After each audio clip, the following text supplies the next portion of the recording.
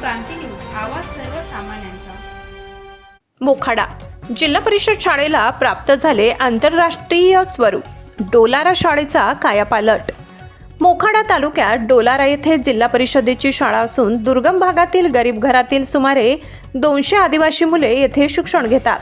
गेल्या दशकापासून या शाळेची गंभीर दुरावस्था झाली होती, त्यामुळे मुलांच्या शिक्षण व सुरक्षिततेचा प्रश्न निर्माण झाला होता।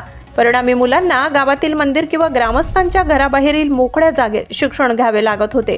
शासनाकडून या समस्येकडे दुर्लक्ष होत होते।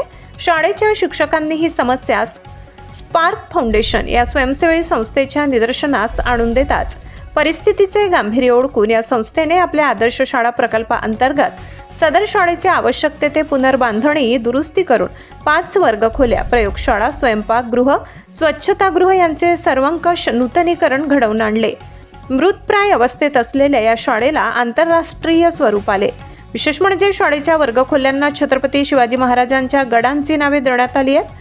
मुलांच्या सुरक्षित व आनंददायी शिक्षणाचा मार्ग प्रशस्त झाला असल्याने शिक्षक व ग्रामस्थ समाधान व्यक्त करत आहेत।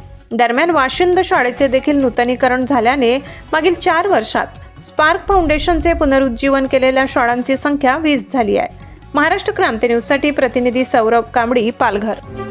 अशाच नवनवीन बातम्या पाहण्यासाठी आमच्या महाराष्ट्र क्रांती न्यूज या YouTube चॅनलला लाईक करा, सबस्क्राईब करा आणि बेल आयकॉनला प्रेस करा।